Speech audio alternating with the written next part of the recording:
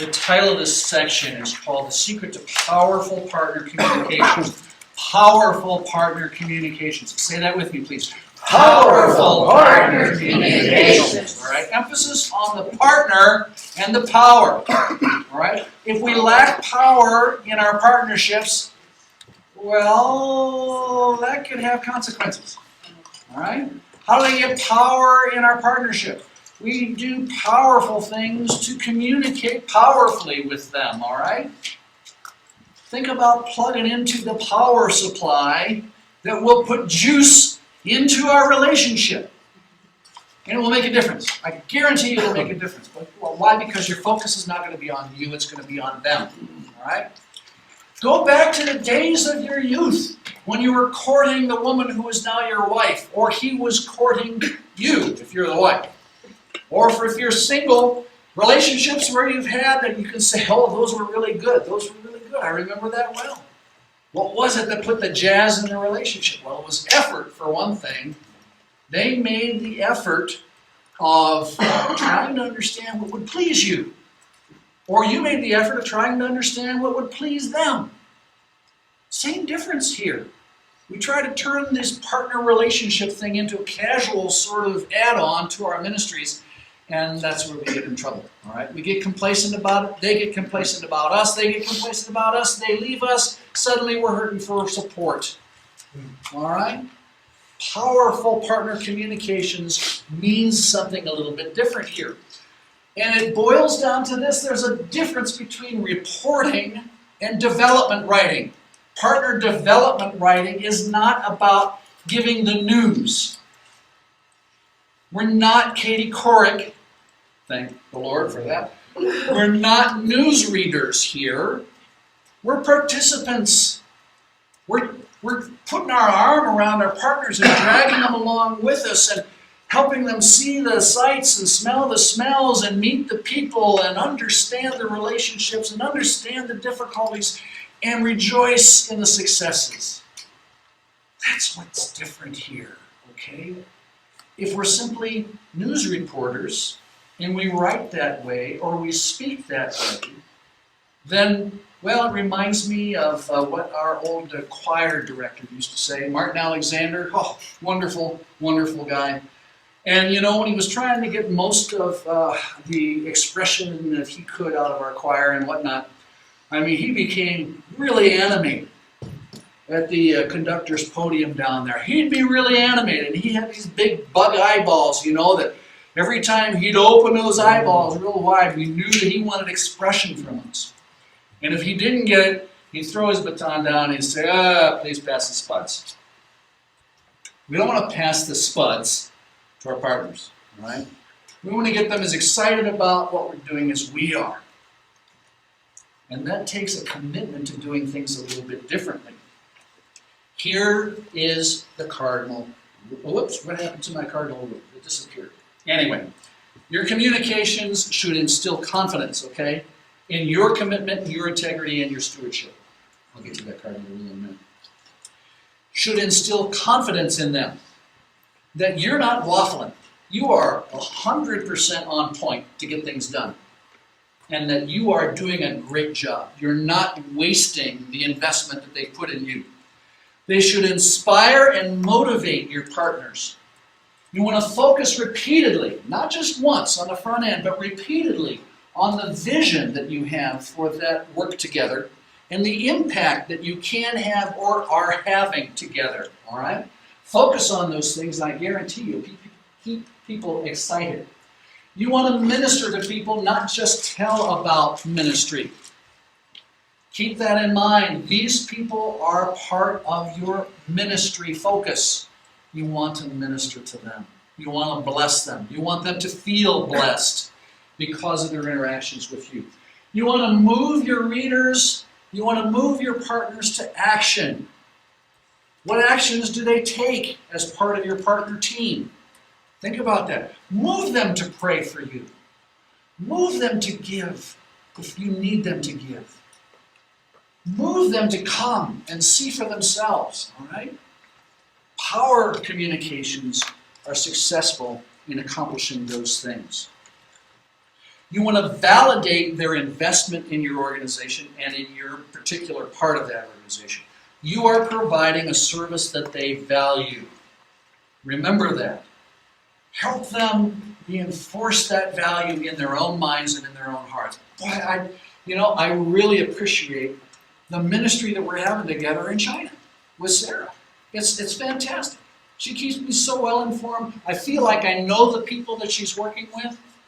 And even some of the mundane things that happen, day to day, I could almost see myself there at that Starbucks in Shanghai, talking with that student that she met the other day. She did such a great job of helping me be there through how she communicated that to me. Emphasize the partnership, the relationship that you have with people. Validate that. Appreciate that. Show them that it matters to you and that it matters to the people that you're serving together. I guarantee you, they'll be excited if you are successful in doing that. Basically, it boils down to this, so the cardinal rule of partner-focused writing, of partner-focused communications. This tends to emphasize a little bit more of the writing, okay, than it does phoning and all of those kinds of things, but the same principles apply. The cardinal rule of partner-focused writing is simple. Spend more time and energy delivering what matters to your partners and less delivering what matters to you. Okay? It's not so much what I want to communicate that makes a difference. It's what my partners want desperately and need desperately to hear from me. That should be at the heart of everything I do with them. Spend time thinking about what that means and planning to deliver that. Look for stories that will really powerfully impact your partners because they're making a difference. They're real life things. They're life transforming, not only for the people you're serving overseas or in your ministry assignment, but they're transforming for your partners as well. People love that. People love that. Shift your paradigm away from yourself and put it on your partners. Ali. When you get to a place where you know your partners, you just ask them, hey, what do you want from me when I'm out there to do for you? Yes and no. And I'll make this real brief. They expect you to know what to do for them. Why? Because you're the one who's going and doing all of this. They don't know what it means to be, quote, a missionary. They have an idea, but a lot of times their ideas are false. They expect you to have been trained. They expect you to have been called. They expect you to follow through on your calling, and they expect you to know how to deliver the goods to them. All right? So in some cases, people will express a little bit more of their preferences of how you do that. And you can learn over time, or you can ask them, but don't put it all on them to decide. In the same way, a lot of them don't know what you really need when you say, any way you can help will really be helpful to me. You need to be a little more specific about that. You can tell them what they can expect from you and say, you know what, I'm really committed to this partnership and I plan to be in contact with you on a regular basis. In fact, you can expect to hear from me every month in some fashion or other. I want to let you know exactly what God is doing through this partnership that we forged here. And that can become a real powerful motivator to them. Because their expectation is, well, maybe I'll hear from them a couple of times a year. And when you say, listen, I'll let you know every month what's going on. You'll hear from me and I'll send you reports and I'll send you stories. Most of all, I'll let you know the impact that you're having. That's a great and powerful kind of testimony to your commitment to that partnership. Okay? Now, there's purposes for communication. I want you to understand these and I want you to remember these, okay? I'm a guy who got glasses at a very early age. And, back in the day, back in the, late 50s, early 60s, something along those lines, they had a name for people like me who in the 3rd grade wound up getting glasses. Know what it was? 4 eyes. 4 eyes. You got it, all right? I've used that over the years because it's a great way to remember the 4 eyes of communications with partners, okay? The 4 eyes are to inform, to inquire, to involve, and to inspire, okay? Inform, inquire, involve, inspire. You say, well, I understand what inform means, I think I understand what inspire means. Tell me about the inquire and the involve. What does that mean? First of all, let me ask you, how do you involve your partners through your communications? Help them see, help them feel, help them experience, help them be there, help them see themselves as achieving their results. That's involvement on their part. It's not just about their giving. Thank you for giving and thank you for praying. It's thanking them for being there with me when I shared the gospel with this person who's wearing a turban and sandals in Afghanistan. You know, I felt your presence in prayer as I reached out to that person and they reached back. You know, help them see themselves in those situations. That's part of what involvement is all about. What do I mean by inquire? Inquire. If that's a part of your communications, what does that component mean? Any ideas?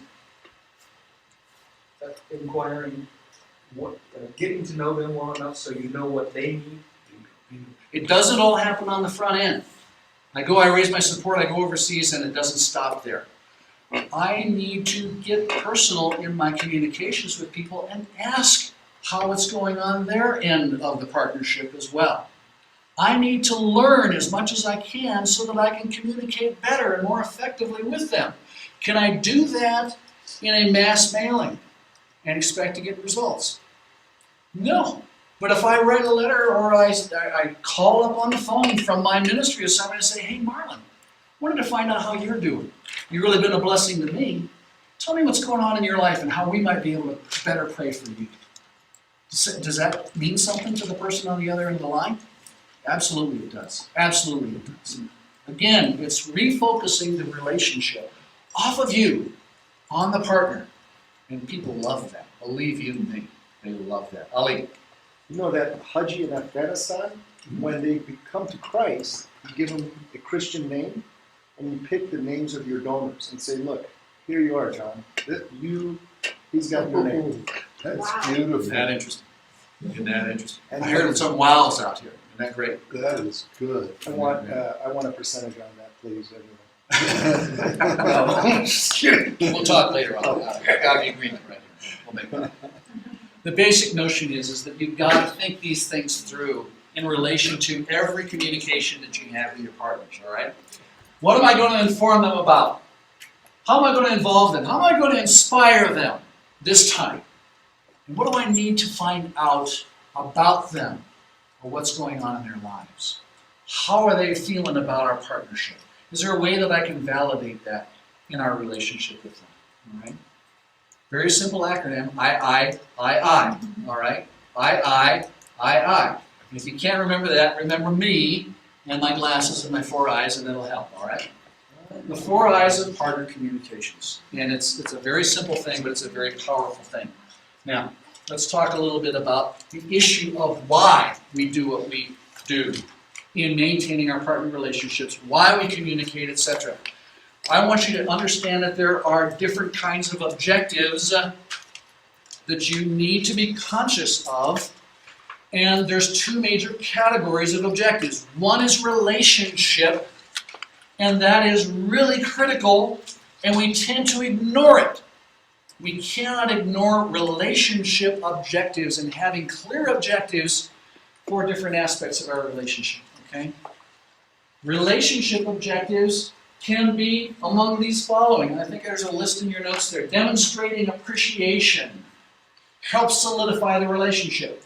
Securing and or reinforcing the partnership of people. Securing it on the front end, reinforcing it continually throughout the relationship. Never let a communication go by where you simply don't say, I so value your partnership with me in this endeavor. Right? I so value the impact that we're having together. There's so many ways that you can say it, okay? Reinforce it again and again. Exchanging prayer needs, that's vital in a healthy relationship. Teaching them and encouraging them by a personal ministry to them. Maybe you're in an area where certain scriptures become very meaningful in your work. Share those scriptures with people and help them see the value of those. Help them see how you were able to solve a problem that maybe mirrors a problem they have in their own life. This is where the inquiry comes in. You know, when you learn about what's going on in people's lives, you can minister to those people. Encouraging action in some aspect of the relationship. Maybe it's people who, you know, haven't been in contact with you for a while and you want to hear from them, encourage response, etc. Reporting results, renewing activity, learning or underscoring the values that Barry and I have talked about so much here in the last couple of days. Reinforcing their perceptions about the organization, about your ministry, about the people that you're working with, etc. Or the beliefs or the position that you have together in working with those people, etc., etc., etc. Relational objectives are vitally important. Make sure that you focus on some of those in every communication. What is it that I want to accomplish here in terms of strengthening the relationship I have with my partners? Or my partner, if it's an individual letter or if it's an individual call. What do I want to focus on?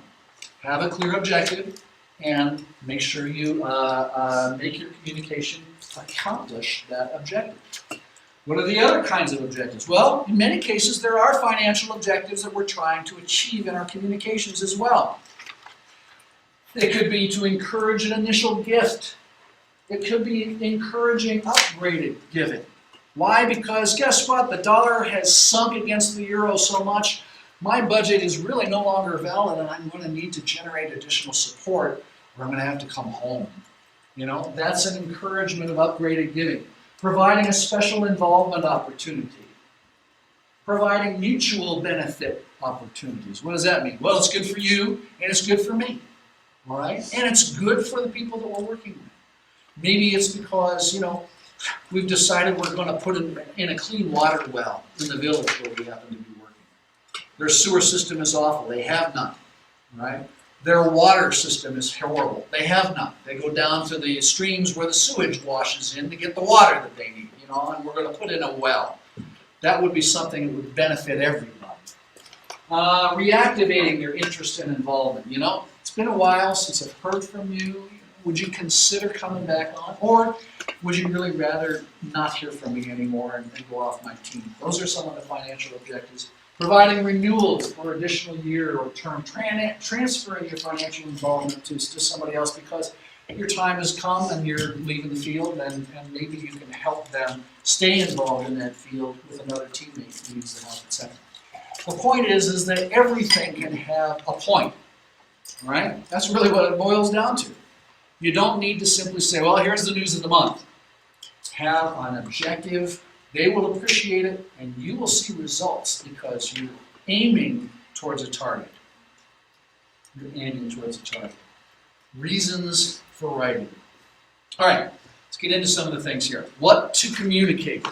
How do we do this? And I don't care whether it's a letter form or whether it's a phone call or whether it's a sit-down visit at Starbucks or whether they're there visiting you on a field trip or something along those lines. There's things that will help your partner development, your partner maintenance. First of all, they're interested in people.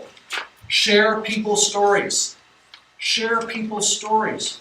And for you guys in IT, you know, you work with some really weird people in your arena, you know. Talk about the people that you work with. That's okay. That's all right. Tell how you've been able to bless and minister to someone in your church. That's as important to them as the work that you do at your assignment. You know, if I'm there in front of my computer 8 hours a day and whatnot, it's hard to see that there's ministry in that. But you've got a life outside of that, and you interact with others and so forth, and you have a chance to bless other people as a result of that ministry assignment in the community where you live, in the neighborhood where you're planted, among the people that you are co-workers with, etc., etc. Tell stories about those people, and it will brighten people's day. They love to hear what's going on in terms of people's stories. Look at the explosion of reality television. Why do people watch those things? Because they're intrigued at what's going on with these people's lives, good, bad, or ugly. You know, they love the people stories. Not too long ago in Colorado Springs, you know, they did an extreme makeover of a person's home. How many people showed up to be a part of it? Hundreds of people showed up so they could see it happen live, you know. People have a firm interest in what's going on in people's lives. Testimonies are important, absolutely. But make them sing. You know, please pass the spots. We don't need any of that kind of stuff when we're sharing people's testimonies. People who've given their hearts to the Lord, embrace Christianity, transform their lives, all those kinds of things. Make it dramatic, because it is dramatic. And so often we have a tendency to stand back here and turn it into an essay. We don't want essays, stories. We want to show life transformation, because that's what people are investing in. Opportunities. You know, plans that are upcoming, things to pray about, and a chance to really have an impact. People love being involved in something that is aiming towards something and is going to make something happen, all right?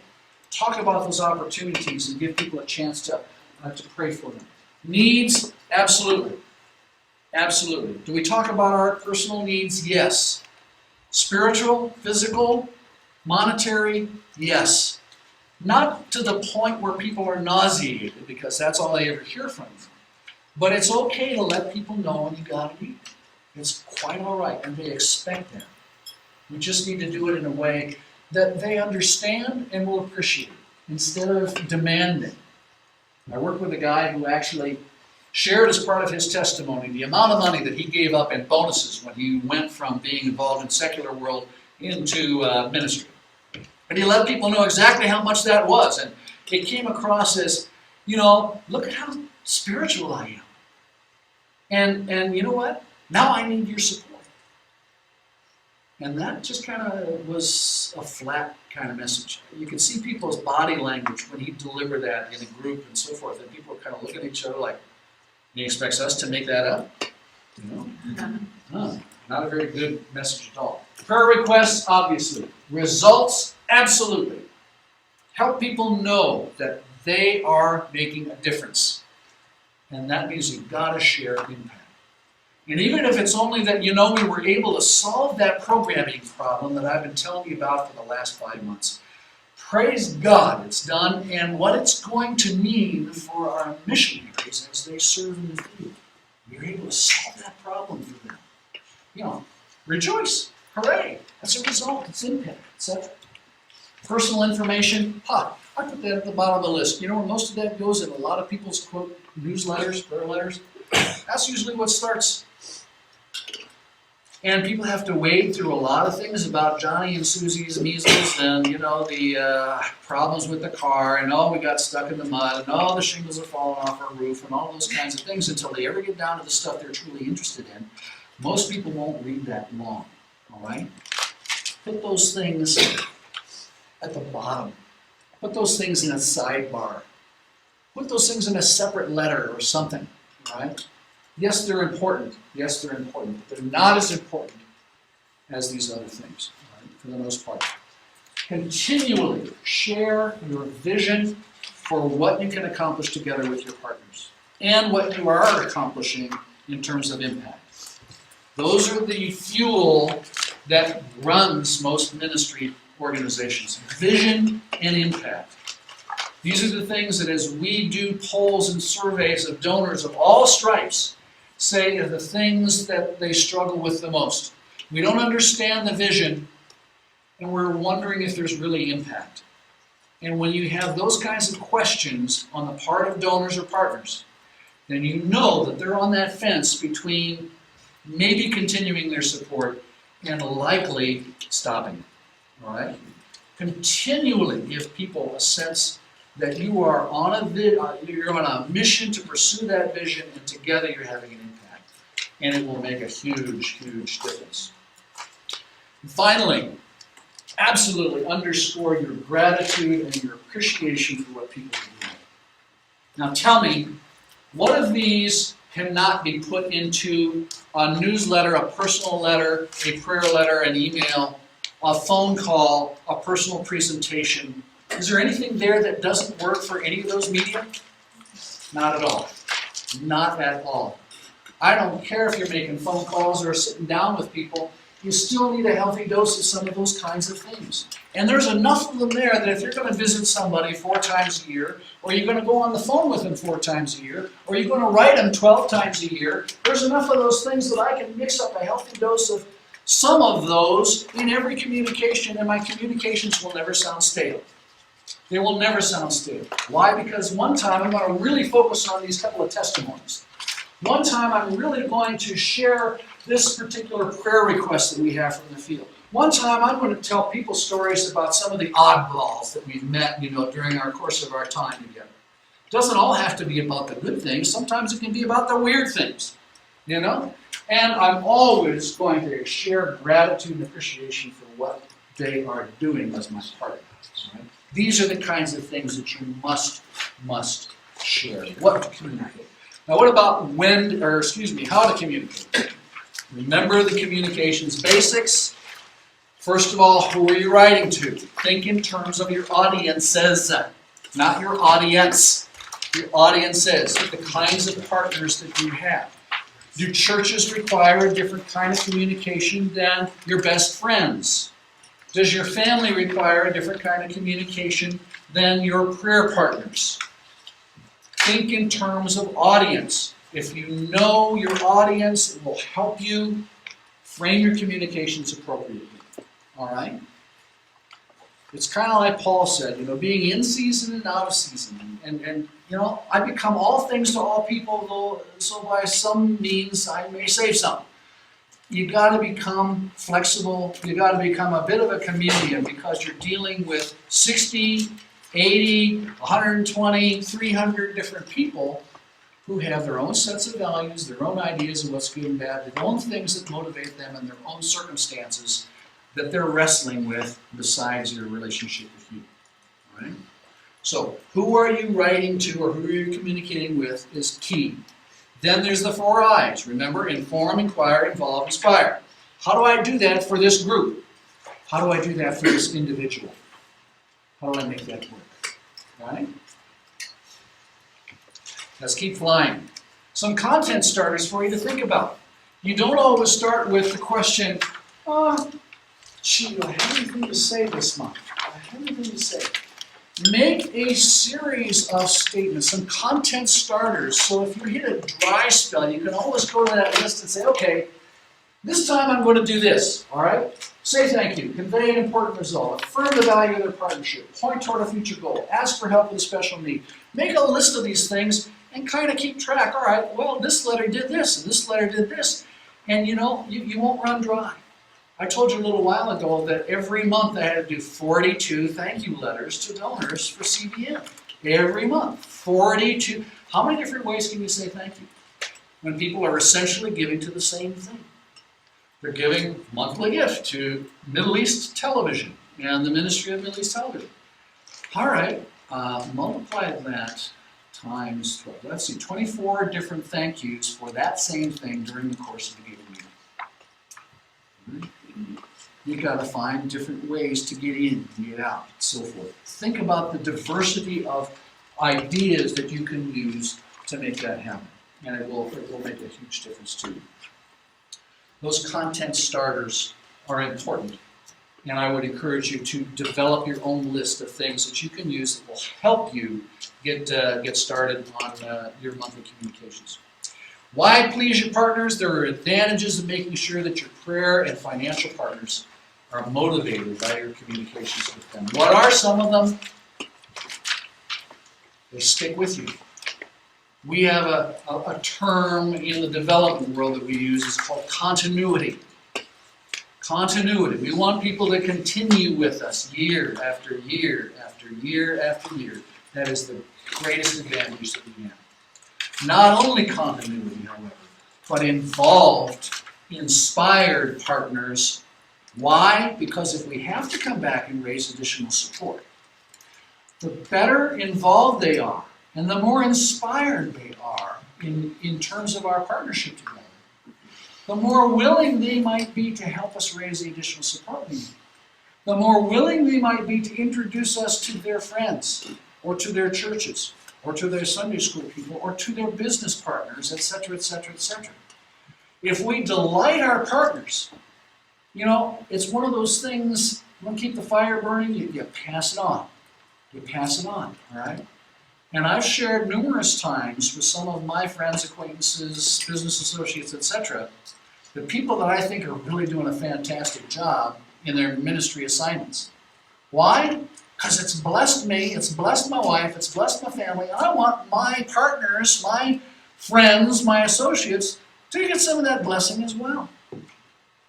You want to maintain your support well? Bless and delight your partners, because they'll expand that circle if you really need it and you ask them to do so. All right? Caroline, would you mind passing out that first letter? I want to spend the last part of our time, we've got 15 minutes left before I say we'll be done at 3:30.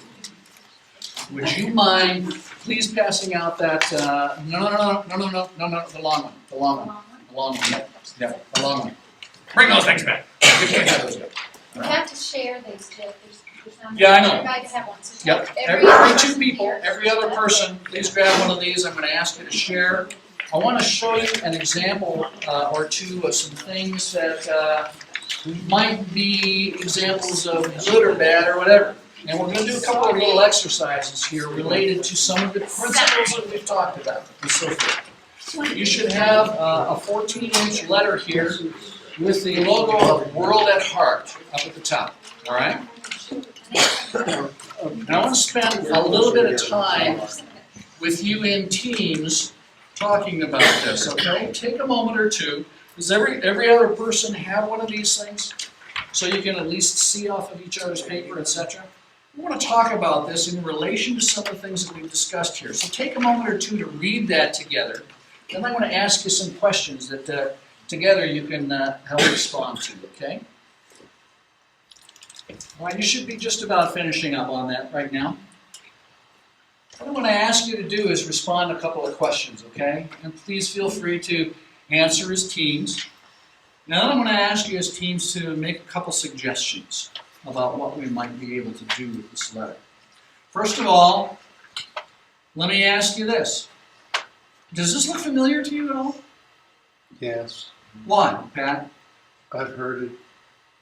Different names, different places, All right. a million times. Would this be kind of a typical letter? Yeah, All right. All right. And by typical, there's a variety of elements in here that make it typical, correct? All right. Yes, there's some themes there. Yes, there's some asks there. Yes, there's a tear-off device at the bottom and all those kinds of things, all right? Let me ask you this. How many of you liked what you read in this for one reason or another? Okay. A pretty good number of you. Let me ask you this. Somebody volunteer. What's the objective of this letter? $2,000. Well, let's make it a little broader, a little more understanding. Getting information about what's happening in the ministry as per Jeannie's story, or Janae, whatever her name is, Right. and to raise money. And okay, part of it is a fundraising. All right. So it has multiple objectives. And to Really? say thank you. Say again? And to say thank you. And to say thank you. There's a number of elements in here that we've talked about, correct? Is this a personal letter? No. Why? It's What makes it impersonal? typed. Say it again? It's typed, it's a form. Well, it's a form. It's a dear support team. It says, Dear Support Team. All right. When you say Dear Support Team, what does that do to me as a reader? I'm one of many. I'm one of many. All right. Is that a good thing or a bad thing? If it's one-on-one, it's a bad thing. All right. I think it can be good because the Nice and loud, point- Nicolai. I think it can be good because she's saying, look at what we have all accomplished together. This girl came to Christ because of what we all have done. Okay. I don't know. All right. Potentially it could be. It's kind of on the fence there, isn't it? It uses some of the language of partnership individually, but it's directed to a mass audience, right? It really is. And so as a result of that, it has less impact than if it said, Dear Jeff and Lynn, that's my wife, by the way, Dear Jeff and Lynn, it would have more meaning to me, and I would see myself more in that than as part of a group that's making a difference, correct? Now, it doesn't hurt me to know that I'm part of a group. That's okay. That can be referred to, and I feel all right about that. I know I'm not doing it alone. My $100 a month or $50 a month or whatever isn't responsible for all of this. I realize that. But you see how tweaking some elements could make a difference here. What else about just the form of this that is problematic? Pretty long. Say it again, Marlon? There are no pictures. Well, there's no pictures to it. There's nothing there that draws me in visually, right? No block. It's margin to margin. It's too business-led. It's a business letter. In 7th grade, did we learn the difference between writing a business letter and writing a personal letter? Everybody learned that, right? What's the difference between a business letter and a personal letter? And then with the personal letters. We indent. We indent. We set off our paragraphs by indenting the first line, correct? Right. We maybe have a little larger margins than this has. And what else do we do? Do we justify everything this way? No. Where do we usually put our pen? We move the signature and so forth over here. Everybody learned that, right? Does everybody do that now that we I have was gonna say, have the computers? standards changed? Nobody does No. that that I know. The standards In have my not book, changed. I see indented letters on legal documents. Yeah, they've changed. Yeah, I think it has. I think it's changed because everyone has computers and Yeah. everyone does whatever they feel like. Everyone does whatever they feel like, and the English teachers among us hate it. My English teacher is a supporter, so if you want stress, write your prayer letter. Yeah, baby. They'll say you split your infinitive in that She sentence. wrote and said she was impressed once I had this one. Isn't that good? It's a split in The point of it is that you can make a letter like this look more personal and feel more personal, even if it has to be a letter. Now, this one is kind of made up, all right? I've got one here that I receive on a regular basis from one of the people that I've supported over years and years and years. First of all, it comes, in this kind of an envelope. Second of all, it's always one side of one page, but at least it uses indented paragraphs. It has a lasered signature on the bottom of it. He's redeemed. And what can I say? I've known this guy for years and years. He used to work for me. I support him, for years and years and years. And it's still always the same. Once in a while, at Christmas time, we'll get a little handwritten PS on there. It says, "Hey, Jeff and Lynn, hope you're doing well." Bang. Even with this over this, there are differences that matter. One thing that matters to me is the fact, all right, this says the organization as well as the person within the organization. Remember I talked yesterday about the branding issue and how critical that can be to us? This one doesn't. This is all about Jim and Diane. It doesn't have a link to the organization at all. And I have to remember sometimes, who is it that they're with? What is it that they're doing? Why is it that they're doing it? And why am I still supporting them? All right? The power of the brand makes a difference. The brand doesn't exist sometimes, even though it's a personal letter and says, "Dear Jeff and Lynn," I know that it was an assembly line operation, Why? Because they got a lasered signature on there. Jeff, Yes, go ahead. even the ask isn't personal. The ask isn't personal. Is our staff is in need, not I am in need. Yeah. Or if everyone, instead of you, if Yeah. you would just pledge. The most important word in fundraising is you. You. You. We tend to collectivize our teams into this giant group, and we write to all of you. And we get letters like that says, "To everyone on my support team." Why did it say to you? And when I ask you, not everyone. All right? It becomes much more meaningful here. These are subtle things that can make a big difference. Subtle things that can make a big difference. And the fact that visually, both of these are really kind of bad is not a problem if I get other things from these people that visually draw me into the ministry, show me some of the people that they're working with, and help me understand what it is that I am doing as a partner with them. I like the personal touch, but I know that it's not really personal because, you know what, I know about mail merge. And I know that my name and address gets put on these things. The fact that it's a laser signature kills it every time. And it's all I see from them. It's always 5 paragraphs on one side of the page, no photographs, no nothing to give me a visual element of what's going on. Do I have their prayer card? Well, I got their magnet on the refrigerator. All right. But it makes a difference when you start considering not only what you communicate, but how you communicate as well. And all I'm suggesting is that a steady dose of either this or this can be problematic. Let me share a couple of things with you that are a little bit different, and why a missionary is doing a better job as far as my relationship with them are concerned. All right. Here is a sample of a newsletter. Okay, it is a newsletter, a prayer / newsletter. All right. And what's different? All right. Is it mass produced? Yes. All right. It's mass produced. But what about it is a little more engaging? Pictures. Pictures. All right. There's pictures. And what kind of pictures? Well, there's pictures of places and people and the person who this happens to be. All right. But there's more to it than that. And I'll share that with you in a minute. Here's another one of them. Does it look a little different? Yeah. It looks a little different. It's not the same template. And it actually continues on the back of these things, by the way. But look, here's different elements that draw you in. If you happen to be one of those people that collects these things and puts them in a binder and flips through them, there's interest there. It doesn't all look the same every month. There's some variety there that draws me in and makes me interested in what's going on.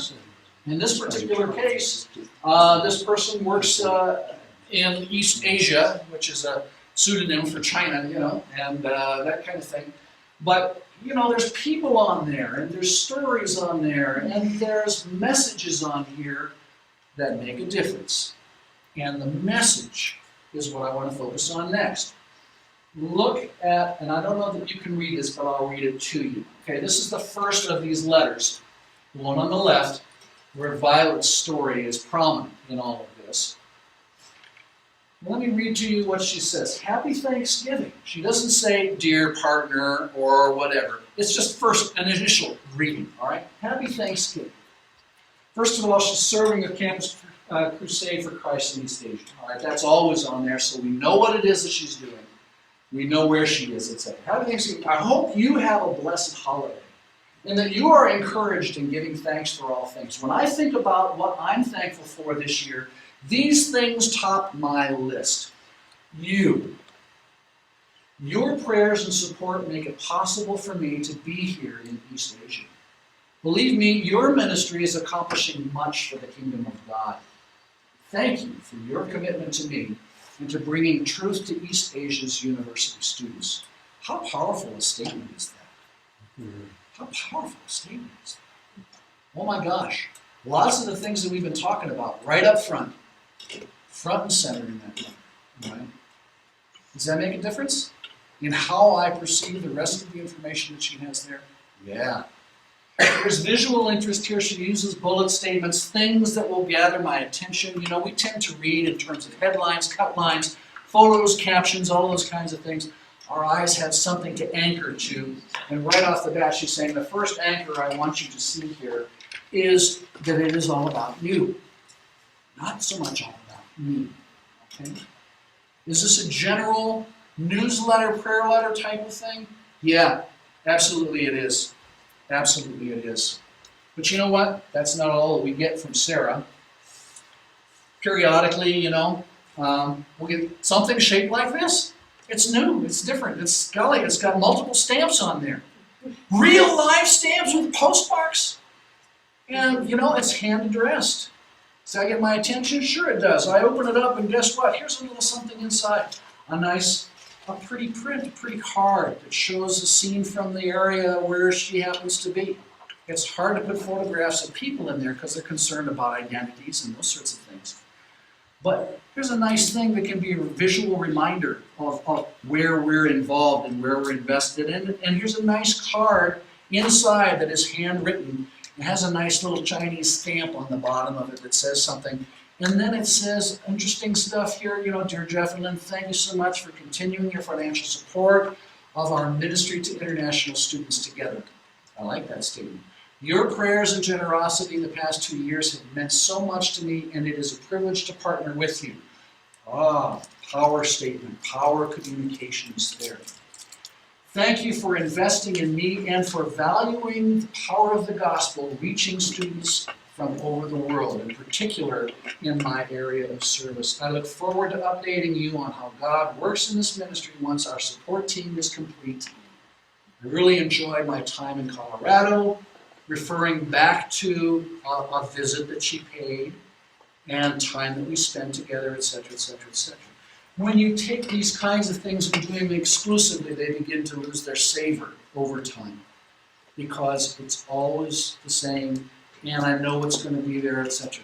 When you pepper your communications with variety, and you work in a phone call, and you work in a visit when it's possible, suddenly there's a dynamic in the relationship that is different and more meaningful because we recognize the effort that she's making to have a strong relationship with us as a family and as part of her team. And it makes all the difference in the world. I am a guy who is very, very cautious about the things that we get involved in. Why? Because I'm exposed to so many organizations and so many missionaries as a part of my work. All right? I am cynical about missionaries and the work that they do and the relationships they try to have with their partners. So I am very, very careful. And I can tell you that it's not just me who appreciates this. My wife really appreciates this. My kids really appreciate this. And this young lady has taken the time to invest in that relationship in a variety of ways that makes it very strong in our life. And when she went through some transitions and was concerned about maybe losing some support because she's no longer going to be in East Asia, hey, wasn't a big problem at all. Well, absolutely, we'll support you. We'll support you whatever it is that you're going to do. You know? That's the kind of thing that you want to have happen in your relationships. All right? Think in terms of variety as well as content, and it'll make a huge difference. Let me do a couple of quickies here for you, and then we'll have time for questions and answers after the fact. All right? And we're going to do what we did yesterday. We're going to stop the session, and then we're going to give people who need to get out of here an opportunity to do so. And for those of you who want to hang, I'll hang you as long as you want to talk about some individual needs and so forth, okay? Tips and tools. I told you that we'd show you the kind of a plan that you can put together that would make a difference. Guess what? This is in your notes, and we call it a communications matrix. I'm going to show you little parts of that. Up at the top of that matrix, there's a color-coded, at least on screen, and in your black and white notes it won't make quite that difference, a color code for each section of the people that I want to keep in touch with. My major donors, all of my donors, my prayer partners, and all groups. What does that mean? Well, it means that I'm going to put a monthly plan together to help me know what I'm going to send to whom and when. So it helps me know things like frequency. It helps me know things like medium. It helps me know things like content and all of those sorts of issues. So I put together a little spreadsheet here, a matrix that maps out my communications plan for the year. And I see that, I've got a variety of activities down the left side that I'm going to do. A quarterly newsletter, a personalized letter, email updates, a website update because I happen to have a website for my mission in my ministry, support renewal activities, a Christmas card, a thank you gift, a special prayer focus. And I start mapping out the different audiences and when I'm going to do these things and who's going to receive what and how many contacts does that mean I've got to work on during the course of this coming year, all right? When I add it all together down at the end, I see that, all right, I'm going to do 4 quarterly newsletters, 3 personalized letters, 4 email updates. I'm going to do monthly updates on my website. I'm going to do 2 focused support renewal activities for people who are making decisions either in the middle of the year in June or at the end of the year in December and January. I'm going to send a Christmas card, I'm going to do a thank you gift, and I'm going to have special prayer focus 3 times a year. 19 contacts during the course of that year. 19. Count them. 19. Not a quarterly newsletter. Not a bi-monthly newsletter, not a monthly newsletter, not pepper in a couple of personal letters here and there, but I'm going to do 19 different things during the course of the year to my different groups. And I don't even have phone calls in here or visits in here. All right? We'd add those in if the opportunity presented itself as well. All right? The basic notion is I'm not sending all people, all things, all the time, every time. I'm looking at my audience. I'm defining my objectives.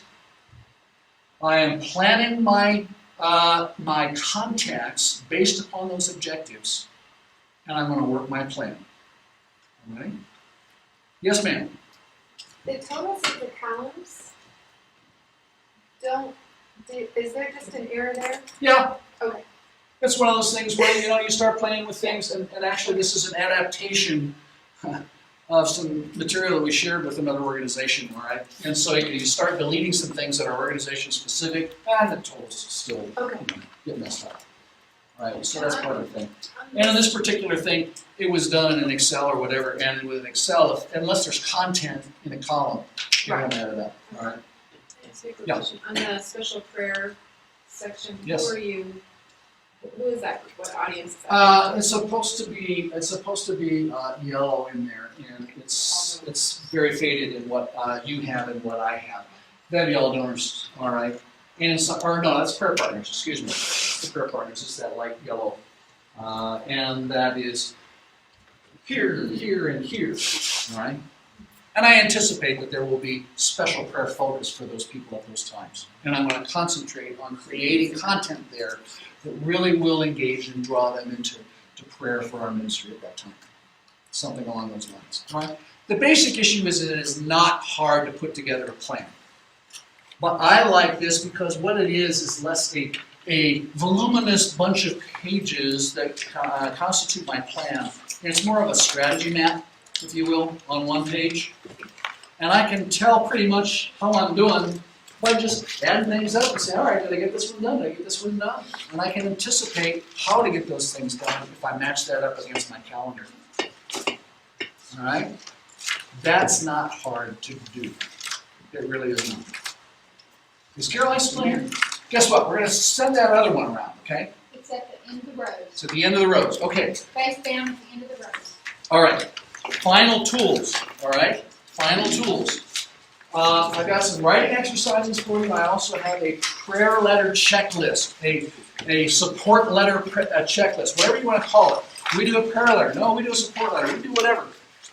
Take these things and let's see. There should be one of these for everybody. Y'all have these? And it's a staple thing that at the top says pre-write checklist for support maintenance / prayer letter. Does everybody have one of those? There's extras in the back. Good. There are some extras, and some of you who know the people who had to leave early, if you wouldn't mind making sure that they get a copy of these as well, that would be great. I think that was Alex and Rich as well. Okay. Look at the checklist here. I think it'll help you. Do I have a clearly stated objective for what I want this letter to accomplish? What relational elements do I need to include? What financial elements do I need to include? Have I done my homework? Have I collected enough background material, stories, facts, results, etc. to make a really interesting or really engaging letter? Have I found an irresistible hook? How can I make the opening exciting? Can I create authentic drama? What illustrations or stories of real life people and or ministry opportunities or results can I use? Do I have meaningful photos I can include? I remember getting a prayer letter one time of the child of the missionary couple sitting in a circular sprinkler with water coming up around them. And was it cute? Yeah, it was cute. It was the only image in that particular newsletter, you know? Oh, isn't that a cute picture? You just got to see little Charlie, you know? Isn't it cute? All right, I appreciate cute, but I appreciate more seeing Charlie and something else too. That helps me keep engaged with you on the ministry side, because that's what I've invested in, all right? What personal or family information do I wish to include? Do I thoroughly understand the audiences that will be receiving the letter? Do I need to write several versions to accommodate different audience groups? Have I a good plan for the type of communication I will use? What medium will I use? What's the size of it? What format? Will I use personalization? Does the letter require additional postage? Or should I put it on there anyway to make sure people get, it gets their attention and they'll open it? And finally, if I'm using somebody to help me get this done because I'm over in Borneo someplace and I can't get it done on my own, does my team know how important it is to get these things done and get them out on time? And do they value the process of maintaining these relationships with my partners? Use a checklist like this, or use this one, to evaluate the communications that you're putting together to people. And I guarantee you it'll help you focus those communications to be far more meaningful to your partners. What it boils down to, my friends, is there are many, many ways that you could categorize delight as far as your partner relationships are concerned. But put yourself in their shoes and ask, if I were investing in me, what would I want to know? What would the value in that relationship be for me? What do I expect out of that? How often do I really want to hear? And what are the things that will be most meaningful to me as a partner? And try and adjust your thinking to put yourself in their shoes every time you plan to communicate with them. And I guarantee you that that satisfaction level will begin to turn upward and get to that point where you are, in fact, delighting your partners for a lifetime of continued ministry with you. Now, I encourage you, I've included here a couple of pages of writing exercises to help you focus on some of these things and think through some of these things. We're not going to obviously do that here. But what are the first ones that I say? Thank you, thank you. All right? And I've given you a scenario. What's the second one? Thank you, thank you, thank you. All right? If we're not showing appreciation and we don't know how to do that, then we cannot get the job done. I guarantee you that. And then third, avoiding the bonk factor. You know what the bonk factor is? Bonk is the sound that your partner's heads make when it hits the table as they fall asleep reading your material. Avoid that. And there are some activities here that will help you do that. And then finally, I ask you to underscore the benefits of partnership. If you understand them and they understand them, I guarantee you, you'll have partners for life.